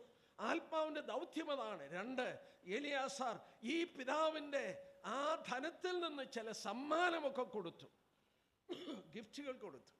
ദൈവം ഗിഫ്റ്റുകളൊക്കെ നമുക്ക് തരുന്നു. അവസാനം എലിയാസാർ ആ വീട്ടിൽ നിന്ന് താമസിക്കുന്ന എപ്പോഴാണെന്ന് അറിയാമോ? റിബേക്ക സമ്മതിച്ചു, ഞാൻ പോകാമെന്ന് പറഞ്ഞ ശേഷമാണ് ആ വീട്ടിൽ എലിയാസാർ കയറി പാർക്കുന്നത്. അതിൻ്റെ ശേഷമുള്ള സംഭവം നമ്മളൊന്ന് ഓർത്തേ. ഈ റിബേക്കയും കൊണ്ട് എലിയാസാർ മരുഭൂമിയിൽ യാത്ര ചെയ്യുകയാണ്, മടങ്ങിപ്പോവുകയാണ്. ഞാനിങ്ങനെ ചിന്തിച്ചു, അനേക രാത്രികളിൽ എലിയാസാർ ഉറങ്ങാതെ റിബേക്കയെ കാത്തു കാണും. റിബേക്ക സൗന്ദര്യമുള്ളൊരു സ്ത്രീയാണ്. ഈ മരുഭൂമി അപകടപൂർണമാണ്. എലിയാസാർ അവളെ കാത്തു സൂക്ഷിച്ച്, എൻ്റെ സഹോദരന്മാരെ, ആത്മാവ് ചെയ്യുന്ന പ്രവൃത്തിയാണ്. സ്വർഗം വിട്ട് ഭൂമിയിൽ ഇറങ്ങി വന്ന് നാം പത്രോസ് രേഖപ്പെടുത്തിയ പോലെ അവനെ കണ്ടിട്ടില്ലെങ്കിലും സ്നേഹിക്കുന്നു. അവനെക്കുറിച്ചുള്ള വാർത്തകൾ നമ്മൾ കേട്ടിട്ടുള്ളൂ. അവനെക്കുറിച്ചുള്ള വർണ്ണനകളൊക്കെ ആത്മാവ് നമുക്ക് തരികയാണ്. നാം അവനെ കാണാതെ സ്നേഹിച്ചുകൊണ്ട് അവനെ കാണാൻ കൊതിക്കുന്ന, നമ്മൾ രാവിലെ കേട്ടതുപോലെ, ഒരു മണവാട്ടി. അവളും യാത്ര ചെയ്യുന്നത് പ്രതിസുത വരനെ കാണാൻ വേണ്ടിയുള്ള ആഗ്രഹം. അവസാനം അവളെ ഇത് ആരാണെന്ന് ചോദിച്ചപ്പോൾ എൻ്റെ യജമാനൻ്റെ പുത്രനാണെന്ന് എലിയാസാർ പറയുമ്പോൾ അവൾ തന്നെത്താൻ മൂടുപടമെടുത്ത് മൂടി അവന് ഭാര്യയായി തീരുന്ന ചിത്രം നമ്മൾ കാണും. ഞാനിങ്ങനെ ഓർത്തു, എലിയാസാർ ഈ പരിശുദ്ധാത്മാവിൻ്റെ ചിത്രമാണ്. നമ്മളെ ഓരോ ദിവസവും കാത്തു സൂക്ഷിക്കുന്നു. നമ്മളെ കർത്താവിൻ്റെ കരങ്ങളിൽ കൊടുക്കുന്നത് വരെ എത്രയോ ജാഗരൂകനായി, എത്രയോ നമുക്ക് വേണ്ടി പ്രവർത്തിക്കുമ്പോൾ നമ്മുടെ വസിക്കുന്ന ഈ ആത്മാവ് നമ്മളെ ഒരിക്കലും വിട്ടുപോകില്ല. എന്നാൽ നമ്മുടെ ഉള്ളിൽ വസിക്കുന്ന ആത്മാവിനെ നമുക്ക് ദുഃഖിപ്പിക്കാൻ കഴിയും. നാം എങ്ങനെയാണ് ദുഃഖിപ്പിക്കുന്നത്? ഞാൻ ഈ വിഷയം മനസ്സിലാക്കാനായിട്ട് ഒരു കാര്യം വളരെ സിമ്പിളായിട്ട് ഞാൻ എടുത്തു. എന്താണെന്ന് ചോദിച്ചാൽ, ആത്മാവിനെ അനുസരിച്ച് നടപ്പാൻ ബൈബിളിൽ 2-3 ഇടത്ത് പറയുന്നുണ്ട്. ഉദാഹരണമായിട്ട് ഗലാത്യലേഖനം 5-ാം അധ്യായം നോക്കിയാട്ടെ. ഗലാത്യലേഖനം 5-ാം അധ്യായത്തിൻ്റെ 16-ാമത്തെ വാക്യം: ആത്മാവിനെ അനുസരിച്ച് നടപ്പീൻ. അതിൻ്റെ 25-ാം വാക്യം നോക്കിയാട്ടെ: ആത്മാവിനാൽ നാം ജീവിക്കുന്നെങ്കിൽ ആത്മാവിനെ അനുസരിച്ച് നടക്കുകയും ചെയ്യുക. ആത്മാവിനെ അനുസരിച്ച് നടക്കുക ഗലാത്യലേഖനത്തിൽ 2 പ്രാവശ്യം പറയുന്നു. നമുക്ക് വളരെ പരിചയമുള്ള വാക്യമാണ് ആമോസ് 3:3. ആമോസ് 3:3 വായിക്കുന്നുണ്ട്, 2 പേർ തമ്മിൽ ഒത്തിട്ടല്ലാതെ ഒന്നിച്ച് നടക്കില്ല. വേണേ ഒന്ന് വായിച്ചേക്കാം, എന്നിട്ട് നമുക്ക് നോക്കാം എന്താണ് ഈ ആത്മാവിനെ ദുഃഖിപ്പിക്കുന്ന കാര്യം. ആമോസിന്റെ പ്രവചനം 3-ാം അധ്യായത്തിന്റെ 3-ാം വാക്യം നോക്കിയാട്ടെ. നടക്കുമോ? 2 പേർ തമ്മിൽ ഒന്നിച്ചിട്ടല്ലാതെ ഒരുമിച്ച് നടക്കുമോ? ആത്മാവിനെ അനുസരിച്ച് നടപ്പീൻ, ആത്മാവിനെ അനുസരിച്ച് നടപ്പീൻ. ഗലാത്യ ലേഖനത്തിൽ 2 പ്രാവശ്യം ഓർപ്പിക്കുന്നു. 2 പേർ തമ്മിലൊക്കണം, ഒന്നിച്ച് നടക്കണമെങ്കിൽ. ഇല്ലെങ്കിൽ എന്ത് സംഭവിക്കും? നമ്മുടെ ഉള്ളിൽ വസിക്കുന്ന ആത്മാവിനെ അനുസരിക്കാതെ നമ്മൾ നടക്കുകയാണെങ്കിൽ ആത്മാവ് നമ്മുടെ ഉള്ളിൽ ദുഃഖിക്കും. ആത്മാവിന് ഒരു സ്വഭാവമുണ്ട്. ഈ ആത്മാവിനെ കുറിച്ച് പറഞ്ഞ പേരുകൾ എടുത്താൽ മതി ഇത് മനസ്സിലാക്കാൻ, ആത്മാവിൻ്റെ ക്യാരക്ടർ മനസ്സിലാക്കാൻ സാധിക്കും. ഞാനത് ഒരു 2-3 മിനിറ്റ് കൊണ്ട് പറഞ്ഞങ്ങ് നിർത്താം. എന്നിട്ട് ഒരു കാര്യം കൂടെ നമുക്ക് നോക്കണം. അതുകൊണ്ടാണ് വിശ്വാസം ചെയ്യുന്ന പാപത്തോടുള്ള ബന്ധത്തിൽ ആത്മാവിന് കൊടുത്ത പേരുകൾ നോക്കിയേ. യോഹന്നാന്റെ സുവിശേഷം 14-ാം അധ്യായത്തിൻ്റെ ഓരോ സെന്റൻസിൽ ഞാനത് പറഞ്ഞങ്ങ് പോകാം.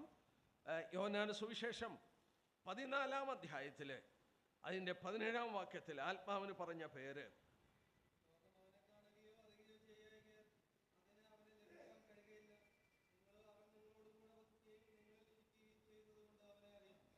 ക്ഷമിക്കണേ, 16-ാം വാക്യമാണ്. സത്യത്തിൻ്റെ ആത്മാവെന്ന മറ്റൊരു കാര്യസ്ഥൻ is the spirit of truth. ഒന്നിച്ച് നടക്കണം. ഞാൻ ആത്മാവിനോട് ചേരാതെ എനിക്ക് ഒന്നിച്ച് നടക്കാൻ കഴിയില്ല. ആത്മാവ് സത്യത്തിൻ്റെ ആത്മാവാണ്. ഞാൻ സത്യമുള്ളവനായി നടക്കാതിരിക്കുന്നിടത്തോളം കാലം ആത്മാവിനെ ദുഃഖിപ്പിക്കുകയുള്ളൂ. ആത്മാവിനോട് ചേർന്ന് നടക്കാൻ കഴിയില്ല. 2, ഞാനത് വിശദീകരിക്കുന്നില്ല, അറിയാം. 2 കൊരിന്ത്യർ 4:13. 2 കൊരിന്ത്യർ 4-ാം അധ്യായത്തിൻ്റെ 13-ാമത്തെ വാക്യം ആത്മാവിന് വേറെ ഒരു പേരോട് പറയുന്നുണ്ട്.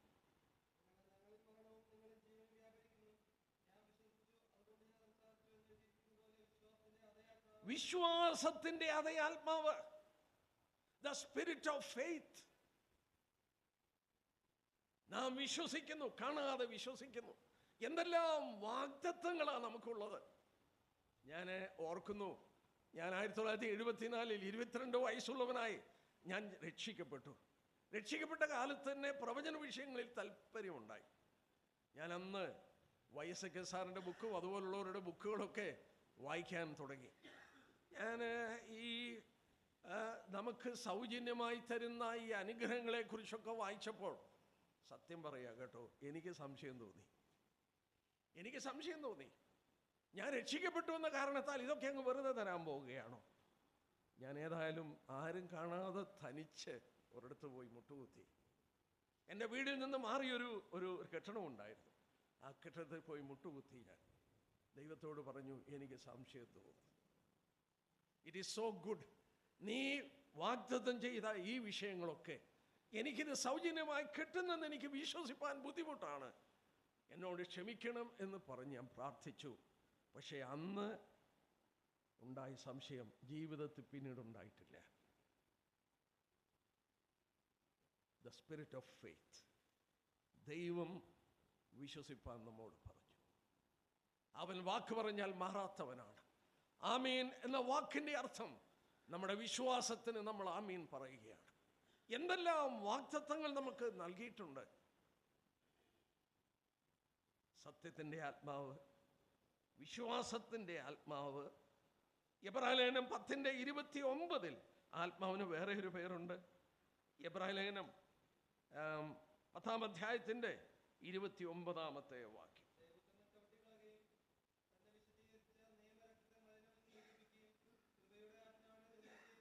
കൃപയുടെ ആത്മാവ്, the spirit of grace. Brothers and sisters, നമ്മളിൽ വസിക്കുന്ന ആത്മാവ് കൃപയുടെ ആത്മാവാണ്. നമ്മൾ മറ്റുള്ളവരോട് ഇടപെടുമ്പോൾ, നമ്മൾ സംസാരിക്കുമ്പോൾ, നമ്മുടെ ബിഹേവിയറിൽ കൃപയില്ലാതെ നമുക്ക് ഇടപെടാം. ഗ്രേസ് ഒക്കെ നഷ്ടപ്പെട്ടു പോകാം. നമ്മുടെ ഉള്ളിലുള്ള ആത്മാവിനോട് ചേർന്നെങ്കിലേ ഒന്നിച്ച് നടക്കുകയുള്ളൂ. കൃപയുടെ ആത്മാവ്. മറ്റൊന്ന് റോമർ 1:5. റോമർ 1:5 നമ്മൾ വായിക്കുന്നു, വിശുദ്ധിയുടെ ആത്മാവ് സംബന്ധിച്ച്. റോമർ 1:5 വിശുദ്ധിയുടെ ആത്മാവ് സംബന്ധിച്ച് ദൈവപുത്രൻ എന്ന് ശക്തിയോടെ തെളിയിച്ചു അവന്റെ പുനരുത്ഥാനം. The spirit of holiness. The spirit that dwells in us is the spirit of holiness. നമ്മളിൽ വസിക്കുന്ന ആത്മാവ് വിശുദ്ധിയുടെ ആത്മാവാണ്. നമ്മളിത് ആലോചിച്ച് നോക്കി. നമ്മളിൽ വസിക്കുന്ന ആത്മാവ് സത്യത്തിൻ്റെ ആത്മാവാണ്. നമ്മളിൽ വസിക്കുന്ന ആത്മാവ് വിശ്വാസത്തിൻ്റെ ആത്മാവാണ്. നമ്മളിൽ വസിക്കുന്ന ആത്മാവ് കൃപയുടെ ആത്മാവാണ്. നമ്മളിൽ വസിക്കുന്ന ആത്മാവ് വിശുദ്ധിയുടെ ആത്മാവാണ്. ഈ ആത്മാവിനോട് ചേരണം. ഇല്ലെങ്കിൽ നമ്മൾ എന്ത് സംഭവിക്കും? അവനെ ദുഃഖിപ്പിക്കും. നമ്മളിൽ വസിക്കുന്ന ആത്മാവിനെ ദുഃഖിപ്പിക്കും. നമുക്കൊരു വാക്യം യാക്കോബ് 4:5 നോക്കി. യാക്കോബിന്റെ ലേഖനം 4-ാം അധ്യായത്തിന്റെ 5-ാമത്തെ വാക്യം.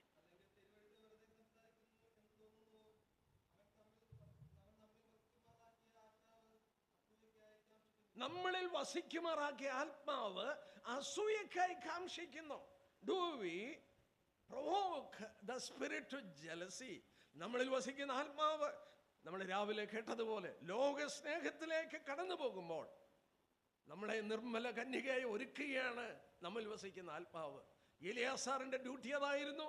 അവനെ കുറിച്ച് സാക്ഷി പറഞ്ഞ് എൻ്റെ യജമാനന്റെ മകൻ, അവന്റെ സൗന്ദര്യം, അവന്റെ ധനം, അവന്റെ മഹത്വം ഒക്കെ എലിയാസാർ വർണ്ണിച്ചു.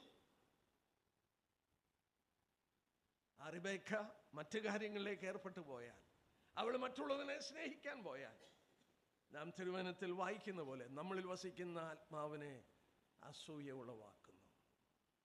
ഞാൻ ഈ ഭാഗം എടുക്കാതെ ഞാൻ പറയാം.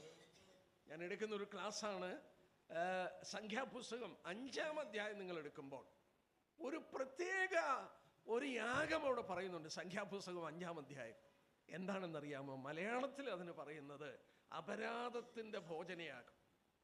ലോ ഓഫ് ജലസി എന്നാണ് ഇംഗ്ലീഷിൽ വായിച്ചാൽ. സംഖ്യാപുസ്തകം 5-ാം അധ്യായത്തിൽ ലോ ഓഫ് ജലസി, അസൂയയുടെ യാഗം. എന്താ അസൂയ? ഒരു ഭാര്യയുടെ നിർമ്മലതയിൽ ഒരു ഭർത്താവിന് അസൂയ വരികയാണ്. അവൻ തീഷ്ണനായി മാറുകയാണ്. ദൈവവചനത്തിൽ അത് വളരെ അഭിനന്ദനീയമായ ഒരു പ്രവൃത്തിയാണ്. ദൈവത്തെക്കുറിച്ച് ദൈവം ജലസാണ്, ദൈവം തീഷ്ണതയുള്ളവനാണെന്ന് പറയുമ്പോൾ, ഒരു ഭാര്യ ഭർതൃബന്ധത്തിൽ ഭാര്യയുടെ നർമ്മല്യത സൂക്ഷിപ്പാൻ ഭർത്താവ് എരിയുന്നത് പോലെ ദൈവം എരിയുകയാണ്. സംഖ്യാപുസ്തകം 5-ാം അധ്യായം മുഴുവൻ അതാണ് പഠിപ്പിക്കുന്നത്. Law of jealousy. ഇവിടെ നമ്മൾ വായിക്കുന്നതാണ്, നമ്മളിൽ വസിക്കുന്ന ആത്മാവിനെ അസൂയ ഉളവാക്കുന്നു. Do we provoke it to jealousy? നമ്മുടെ ഉള്ളിൽ ആത്മാവ് വസിക്കുന്നു. ആത്മാവിനോട് ചേർന്ന് നാം നടക്കണം. നമ്മുടെ ജീവിതത്തിൻ്റെ മാർഗത്തിൽ പല കുറവുകൾ വന്നിട്ടുണ്ടെങ്കിൽ നമ്മൾ ഏറ്റുപറഞ്ഞ് ഉപേക്ഷിക്കണം, ക്ഷമിക്കും നമ്മളോട്. ഒരു വാക്യം കൂടെ വായിച്ച് ഞാൻ അവിടെ വിടാം. യെശയ്യാവ് 63:10 നോക്കിയാട്ടെ. പഴയ നിയമത്തിലെ ഒരു വാക്യം. യെശയ്യാ പ്രവചനം 63-ാം അധ്യായത്തിന്റെ 10-ാമത്തെ വാക്യം. യെസ്, അവൻ അവിടെ വായിക്കുന്നു, എന്നാൽ അവർ മത്സരിച്ച് അവന്റെ പരിശുദ്ധാത്മാവിനെ ദുഃഖിപ്പിച്ചു. പരിശുദ്ധാത്മാവിനോട് മത്സരിക്കുമ്പോൾ ആത്മാവിനെ ദുഃഖിപ്പിക്കുകയാണ്. ആത്മാവിനോട് ചേർന്ന് കഴിഞ്ഞാൽ നമ്മൾ ഒന്നിച്ച് ആത്മാവിനോട് ചേർന്ന് നടക്കാൻ കഴിയും. പരിശുദ്ധാത്മാവിനെ അനുസരിച്ച് നടക്കുക. നമ്മുടെ അനേക പാപങ്ങൾ ഇതിൻ്റെ തലക്കെട്ടിൻ്റെ കീഴിൽ വരും. ആത്മാവിനെ ദുഃഖിപ്പിക്കരുത്. മറ്റൊരു പാപം കൂടെ വിശ്വാസി ആത്മാവിനോടുള്ള ബന്ധത്തിൽ ചെയ്യും. അതുകൂടെ പറഞ്ഞാൽ എനിക്ക് നൽകിയ സമയത്തിനുള്ളിൽ നിർത്തിക്കോളാം. 1 തെസ്സലോനിയർ 5-ാം അധ്യായം, 1 തെസ്സലോനിയർ 5:19 വാക്യം. യെസ്, ആത്മാവിനെ കെടുത്തരുത്, പ്രവചനം തുച്ഛീകരിക്കരുത്. Do not quench the spirit. ഈ 2 പാപമുണ്ടല്ലോ ആത്മാവിന് നേരെയുള്ളത്. വിശ്വാസം ചെയ്യുന്ന പാപമാണ്. ആദ്യത്തെ നമ്മൾ കണ്ടു. 2ാമത്തെ പാപം നോക്കിയാട്ടെ. ആത്മാവിന് പല ഫിഗേഴ്സ് പഴയ നിയമത്തിലുണ്ട്. എണ്ണയുണ്ട്, കാറ്റുണ്ട്, തീയുണ്ട്, ഇങ്ങനെ പലതും നമ്മൾ കാണുന്നുണ്ട്. അപ്പോൾ ഇവിടെ ആത്മാവിനെ കെടുത്തരുത് എന്ന് തെസ്സലോനിക്ക സഭയ്ക്ക് എഴുതുമ്പോൾ കൊരിന്ത്യ സഭയുടെ അനുഭവത്തിൽ നിന്ന് നേരെ വിരുദ്ധമായ ഒന്നാണ് തെസ്സലോനിക്ക സഭയിൽ നടക്കുന്നത്. ഞാൻ മനസ്സിലാക്കിയത് ഇങ്ങനെയാണ്. കൊരിന്ത്യ സഭയിലെ കൃപാവരങ്ങൾ അബ്യൂസ് ചെയ്തു. അവർ തെറ്റായിട്ട് ഉപയോഗിച്ചു. തെസ്സലോനിക്ക ലേഖനത്തിൽ വന്നപ്പോൾ കൃപാവരങ്ങൾ ജ്വലിപ്പിക്കുവാൻ അനുവദിക്കാതെ അവിടെയുള്ള സഭയുടെ നേതൃത്വം കൊടുക്കുന്നവർ അതിനെ തടസ്സപ്പെടുത്തിയപ്പോൾ പൗലോസ് പറയുന്ന വാക്കാണ് stop it, stop putting out the spirit's fire. ആത്മാവിന്റെ അഗ്നിയെ ജ്വലിപ്പിക്കുന്നത്, കെടുത്തുന്നത് നിർത്തുക. കൊരിന്ത്യ സഭയിൽ സംഭവിച്ചതിന്റെ നേരെ വിരുദ്ധം. ജ്വലിക്കുന്ന ആത്മാവിനെ കെടുത്തുവാൻ ശ്രമിച്ചപ്പോൾ പൗലോസ് പറയുക, ആത്മാവിനെ കെടുത്തരുത് എന്ന് ആഹ്വാനം കൊടുക്കുകയാണ്. ആത്മാവിനെ എങ്ങനെ കെടുത്താൻ കഴിയും? നമുക്ക് തിരുവചനത്തിലൂടെ നോക്കാം. ആത്മാവിനെ എങ്ങനെ കെടുത്തും? സഹോദരന്മാരെ, പെന്തിക്കോസ് പെരുന്നാളിൽ അപ്പോസ്തലരുടെ 2-ാം അധ്യായത്തിൽ നമ്മൾ വായിക്കുന്നു, എങ്ങനെയാണ് ആത്മാവ് ഇറങ്ങി വന്നത്? പിളർന്നിരിക്കുന്ന അഗ്നിജ്വാല പോലെയുള്ള നാവുകളാണ്. Tongues of cloven tongues.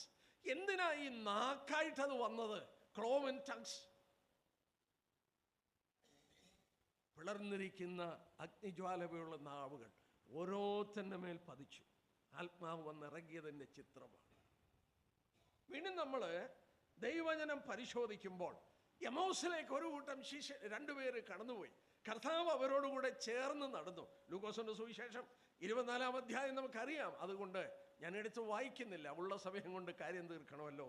അവിടെ നമ്മൾ വായിക്കുന്നുണ്ട്, കർത്താവ് അവരെ മറിഞ്ഞു കഴിഞ്ഞപ്പോൾ അവർ പറഞ്ഞ വാക്കാണ്, അവൻ നമ്മളോട് സംസാരിച്ചപ്പോൾ നമ്മുടെ ഉള്ളിൽ കത്തിക്കൊണ്ടിരുന്നു. കർത്താവിൻ്റെ പുനരുത്ഥാനം ആണ് അവൻ്റെ പൗരോഹിത്യത്തിൻ്റെ ആരംഭം.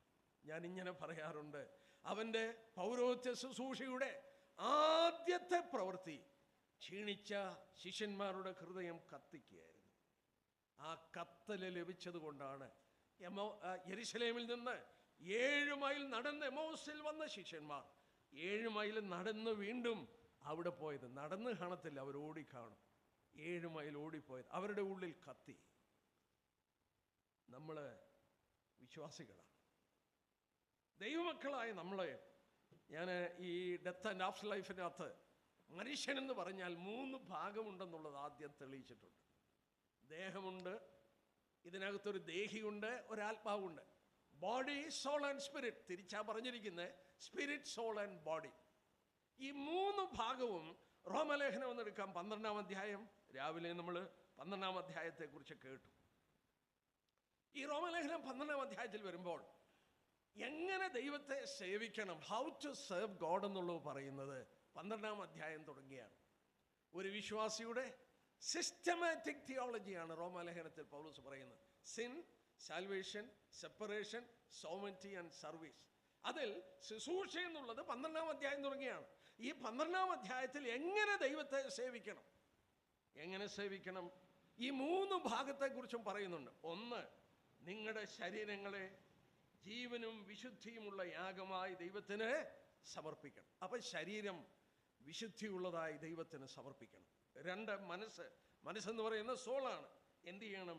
ഈ ലോകത്തിന് അനുരൂപരാകാതെ നന്മയും പ്രസാദവും പൂർണ്ണതയുമുള്ള ദൈവഹിതം ഇന്നതെന്ന് അറിയേണ്ടതിന് മനസ്സ് പുതുക്കി രൂപാന്തരപ്പെടണം. In otherwise, there has to be a transformation in the soul. Your body should be holy and on the altar. നിങ്ങളുടെ ശരീരം വിശുദ്ധിയുള്ളതായി ദൈവത്തിന് കൊടുക്കണം. നിങ്ങളുടെ സോള്, അത് മനസ്സ് പുതുക്കി രൂപാന്തരപ്പെടണം, റിന്യൂ ചെയ്തുകൊണ്ടിരിക്കണം. സ്പിരിറ്റോ, നമുക്ക് നോക്കാം. അതിൻ്റെ 11-ാം വാക്യം നോക്കിയാട്ടെ.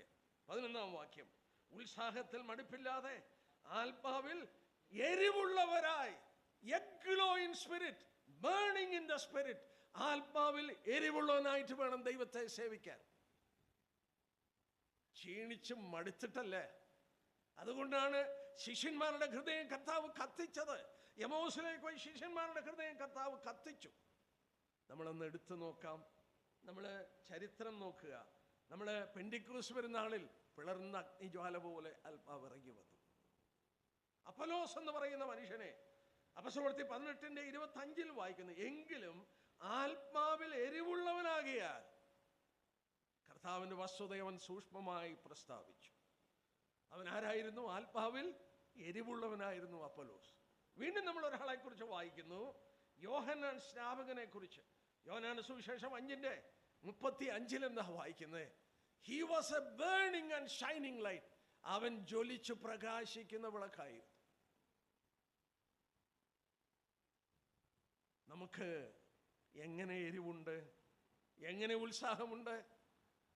എൻ്റെ സഹോദരന്മാരെ, ആത്മാവിൽ എരിവുള്ളവരായി ദൈവത്തെ സേവിക്കണം. കൃപാവരങ്ങളുള്ള ബന്ധത്തിൽ ഞാൻ ഈ ഭാഗം ഒന്ന് പറയട്ടെ. ഞാൻ ഓർപ്പിച്ചു, കൃപാവരം ഞാനൊരു ബുക്ക് എഴുതിയിട്ടുണ്ട്, ബുക്ക്ലെറ്റാണ്. ദൈവം അനുവദിച്ചാൽ അതൊരു ബുക്കാക്കി ഇറക്കണം. ഞാനതിനു വേണ്ടി ശ്രമിക്കാം, അല്പം സമയം കിട്ടിയാൽ. നമുക്ക് നോക്കാം. തിമോത്തിയോസിന്റെ ലേഖനം ഒന്ന് എടുത്താട്ടെ. നമ്മൾ ജ്വലിക്കണം, ആത്മാവിൽ എരിവുള്ളവരാകണം, ആത്മാവിനെ കെടുത്തരുത്. 1 തിമോത്തിയോസ് 4-ാം അധ്യായത്തിന്റെ 14-ാം വാക്യം നോക്കിയാട്ടെ. യെസ്.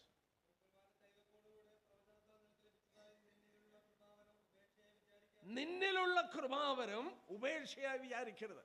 കൃപാവരം, gift of the holy spirit. ഇവിടെ ഇരിക്കുന്ന എല്ലാ സഹോദരിമാർക്കും എല്ലാ സഹോദരന്മാർക്കും ഒരു കൃപാവരമെങ്കിലും കിട്ടിയിട്ടുണ്ട്. കരിസ്മ എന്ന വാക്ക് യവനന്മാരുടെ ആ കാലത്ത് യവന കുടുംബങ്ങളിൽ അത് ബർത്ത്ഡേ ഗിഫ്റ്റിന് പറഞ്ഞിരുന്ന പേരാണ്. Birthday gift. നാം ദൈവഭവനത്തിൽ ജനിച്ചപ്പോൾ, നാം ദൈവത്തിൻ്റെ ഭവനത്തിൽ വീണ്ടും ജനിച്ച് അംഗങ്ങളായപ്പോൾ നമുക്ക് ലഭിച്ച ബർത്ത്ഡേ ഗിഫ്റ്റാണ് എന്ത്? ഈ കൃപാവരം നമുക്ക് ലഭിച്ചിട്ടുണ്ട്. ഈ കൃപാവരത്തെ ഉപേക്ഷയായിട്ട് വിചാരിക്കാം. ഇംഗ്ലീഷിൽ വായിച്ചാൽ neglect not the gift that is in you. നിന്നിലുള്ള കൃപാവരത്തെ ഉപേക്ഷയായിട്ട് വിചാരിക്കരുത്. പിന്നെ എന്ത് ചെയ്യണം? 2 തിമോത്തിയോസ് എടുത്താട്ടെ. 2 തിമോത്തിയോസ് 1-ാം അധ്യായത്തിന്റെ 6-ാം വാക്യം നോക്കി. 2 തിമോത്തിയോസ് 1-ന്റെ 6-ാം വാക്യം. നിന്നിലുള്ള കൃപാവരം നീ നെഗ്ലക്ട് ചെയ്യരുത്. പിന്നെ എന്തോ ചെയ്യണം? നിന്നിലുള്ള കൃപാവരത്തെ ജ്വലിപ്പിക്കണം. ഞാൻ തമിഴ്നാട്ടിൽ ഈ കൃപാവരത്തെ കുറിച്ച് ശുശ്രൂഷിച്ചപ്പോൾ ഈ ഭാഗം അവർ ഭാഷാന്തരം ചെയ്യുന്നത് എനിക്കങ്ങ് ഭയങ്കര ഇഷ്ടമായി. തമിഴ് ബൈബിളിൽ പറയുന്നത് ഊതി കത്തിക്കണം. ഇംഗ്ലീഷിലും അത് തന്നെയാണ്, fan it into a flame. എന്നിലുള്ള കൃപാവരത്തെ ഊതി കത്തിക്കണം, അതിനെ ജ്വാലയാക്കണം, പ്രകാശിപ്പിക്കണം. എമ്മോസിലേക്ക് പോയി ശിഷ്യന്മാരുടെ ഉള്ളിൽ ആ കനലിനെ കർത്താവ് ഊതി കത്തിച്ചു. എങ്ങനെയാ കത്തിച്ചത്?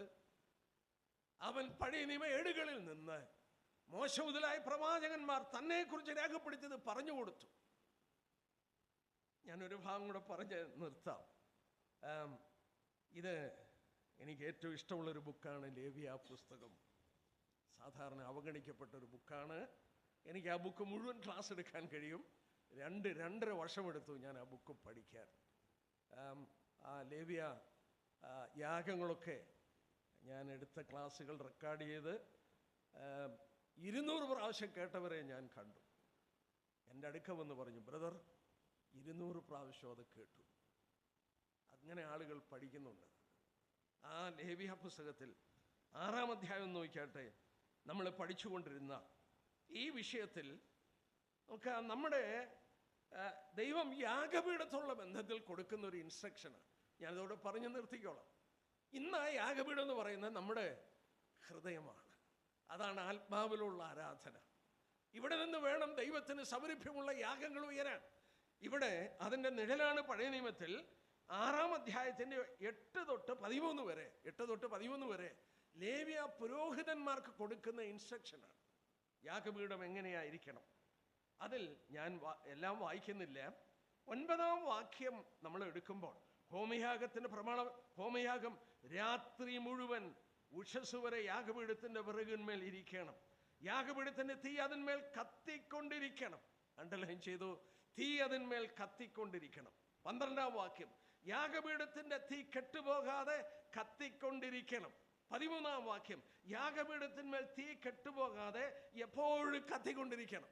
3 പ്രാവശ്യം പുരോഹിതന്മാരോടുള്ള ബന്ധത്തിൽ യാഗപീഠത്തിന്റെ തീ കെടരുത്, യാഗപീഠത്തിന്റെ തീ കത്തിക്കൊണ്ടിരിക്കണം. രാവിലെ നമ്മൾ കേട്ടു നാദാബും അബീഹുവിൻ്റെയും കാര്യം. അവർ അന്യാഗ്നി കത്തിക്കുകയായിരുന്നു. എന്താ ഇത്ര വലിയ പാപമായിട്ടത് കാണുന്നത്? ഈ തീ കെട്ടുപോകാൻ പാടില്ല. എന്താ കാരണം? പറയാം. 9-ാം അധ്യായം നോക്കിയേ. അതിൻ്റെ 24-ാം വാക്യം, 9-ാം അധ്യായത്തിൻ്റെ 24-ാം വാക്യം. ഈ തീ എവിടെ നിന്ന് ഇറങ്ങി വന്ന തീയാണ്. 9:24, യഹോവയുടെ സന്നിധിയിൽ തീ പുറപ്പെട്ട് യാഗപീഠത്തിന്മേലുള്ള ഹോമയാഗവും മേധസ്സും ദഹിപ്പിച്ചു. ജനമെല്ലാം അത് കണ്ടപ്പോൾ ആർത്ത് സാഷ്ടാംഗം വീണു. ആദ്യം യാഗപീഠത്തിൽ തീ കത്തിയത് ഉയരത്തിന്ന് വന്ന തീയാണ്. ആ തീ കെട്ടുപോകാൻ പാടില്ല. ഒരു പുരോഹിതൻ എന്ന നിലയിൽ വിറകിട്ട് കൊടുത്തുകൊണ്ടിരിക്കണം, ചാരം വാരിക്കളയണം, തീ രാത്രി മുഴുവൻ കത്തണം, പകലും കത്തണം. എൻ്റെ സഹോദരന്മാരെ, എമ്മൗസിലേക്ക് ശിഷ്യന്മാർ പോയപ്പോൾ അവരുടെ ഉള്ളിൽ അത് കത്തിയത് എങ്ങനെയാണെന്ന് ചോദിച്ചാൽ, അതെങ്ങനെയാ കത്തിയത്? മോശ മുതലായ പ്രവാചകന്മാർ തന്നെ കുറിച്ച് പറഞ്ഞത് അവൻ അവർക്ക് പറഞ്ഞു കൊടുത്തപ്പോൾ അവരുടെ ഉള്ളിൽ കത്തി. രാവിലെ പ്രിയ ബ്രദറിൽ നിന്ന് നമ്മൾ കേട്ടു, ഈ തിരുവചനം ക്രിസ്തുവിനെ കുറിച്ചാണ് നമ്മൾ വെളിപാട് ദിവസം 2-3 അധ്യായത്തിൽ നിന്ന് ശ്രദ്ധിക്കാൻ തുടങ്ങിയത്. ഈ തിരുവചനം മുഴുവൻ കർത്താവിനെ കുറിച്ചാണ് പറയുന്നത്. ഞാൻ ഈ യാഗങ്ങൾ പഠിച്ചപ്പോൾ ഇങ്ങനെ മനസ്സിലാക്കാൻ സാധിച്ചു. യാഗപീഠത്തിൽ അർപ്പിക്കുന്നതെല്ലാം സൗരഭ്യമാണ്. യാഗപീഠത്തിൽ അർപ്പിക്കുന്ന 2 വസ്തുക്കളേ ഉള്ളൂ. ഭോജനയാഗത്തിൽ ഒന്നുകിൽ നേരിയ മാവ്, അല്ലെങ്കിൽ മാവ് കൊണ്ടുണ്ടാക്കിയ വടകളും ദോശകളും. either it is fine flour or meat. ഒന്നുകിൽ അത് നേരിയ മാവ് അല്ലെങ്കിൽ മാംസം. എന്തിനെ കാണിക്കുന്നു? യേശുക്രിസ്തുവിൻ്റെ ജീവിതമാണ് ഈ നേരിയ മാവ് കാണിക്കുന്നത്. ഭോജനയാഗം അതാ കാണിക്കുന്നത്. ആ മാംസം അവൻ്റെ മരണത്തെ കാണിക്കുന്നു. ശലോമോൻ്റെ മേശ നോക്കി. ശലോമോൻ്റെ മേശ ഞാൻ എടുക്കാൻ ഉദ്ദേശിച്ചതാണ്, പക്ഷെ എടുക്കുന്നില്ല. ശലോമോൻ്റെ മേശയെക്കുറിച്ച് പഠിക്കുമ്പോൾ 1 രാജാക്കന്മാർ 4-ാം അധ്യായം. സൗര്യമാരെ, ശലോമോൻ്റെ മേശയിൽ ഇല്ലാതിരുന്നൊരു ഭക്ഷണം പറയാമോ? മീനില്ലായിരുന്നു. ശലോമോൻ്റെ ടേബിളിൽ മീനില്ലായിരുന്നു. അവിടെ ഉണ്ടായിരുന്ന 2 വസ്തുതകൾ, ഒന്ന് മാവ് കൊണ്ടുണ്ടാക്കിയതും മറ്റൊന്ന് മാംസം കൊണ്ടുണ്ടാക്കിയതും. എന്തിനാ ദൈവം അങ്ങനെ വെച്ചത്? ദൈവം എന്തിനാണ് ഈ യാഗത്തിലും അത് തന്നെ പറഞ്ഞത്? ദൈവപുത്രൻ്റെ ജീവിതവും മരണവും. അതാണ് ഒരു വിശ്വാസിയുടെ ഭോജനം. അതാണ് അവൻ്റെ ധ്യാന വിഷയം. തിരുവചനം മുഴുവൻ പറയുന്നത് അതാണ്. മോശ മുതലായ പ്രവാചകന്മാർ തന്നെക്കുറിച്ച് പറഞ്ഞത് ഇട്ടുകൊടുത്തപ്പോൾ അവരുടെ ഉള്ളിൽ കത്തി. യാഗപീഠത്തിൻ്റെ തീ കെട്ടുപോകരുത്. സ്വർഗത്തിൽ നിറങ്ങി വന്ന തീ, എൻ്റെ ഉള്ളിൽ കത്തിയ ജ്വാല, അത് കെട്ടുപോകാതെ സൂക്ഷിക്കണം. ആത്മാവിനെ കെടുത്തരുത്. കൃപാവരങ്ങൾ ഞാൻ അവഗണിച്ച് കളഞ്ഞാൽ, നെഗ്ലക്റ്റ് കളഞ്ഞാൽ, അതിനെ ജ്വലിപ്പിക്കാതിരുന്നാൽ ഞാൻ ആത്മാവിനോട് ചെയ്യുന്ന മറ്റൊരു ദോഷമാണ്. അതുപോലെ തന്നെ ആണ് മറ്റുള്ളവരുള്ള കൃപാവരത്തെ ഞാൻ കെടുത്തിക്കളയാം. ഞാൻ അതിൻ്റെ വിശദീകരണത്തിൽ പോകുന്നില്ല, ഇവിടെ നിർത്തുന്നു. ഒരു അവിശ്വാസിയാണ് ക്ഷമിക്കാത്ത പാപം ചെയ്യുന്നത്. ഒരു വിശ്വാസിയുടെ ജീവിതത്തിൽ ആത്മാവിനെ നമ്മൾ ഓർത്തതുപോലെ ദുഃഖിപ്പിക്കാം. അവൻ്റെ ക്യാരക്ടറിന് വിരുദ്ധമായത് നമ്മളിൽ വരുമ്പോൾ ആത്മാവ് ദുഃഖിക്കും. 2, ആത്മാവിനെ കെടുത്തിക്കളയാം. ജ്വലിച്ച് പ്രകാശിപ്പാൻ കൊതിച്ച് നമ്മുടെ ഉള്ളിൽ ഇറങ്ങി വന്ന ആത്മാവിനെ കെടുത്തിക്കളയുവാൻ ഇടയാകും. ഈ 2 പാപങ്ങൾ നമ്മളിൽ വന്നിട്ടുണ്ടെങ്കിൽ ഏറ്റുപറഞ്ഞാൽ നമ്മളോട് ക്ഷമിക്കും. വീണ്ടും ജ്വലിച്ച് ദൈവത്തിന് പ്രയോജനകരമായി തീരുവാനിടയാകും. അവൻ്റെ വലിയ നാമം മഹത്വപ്പെടുമാറാകട്ടെ.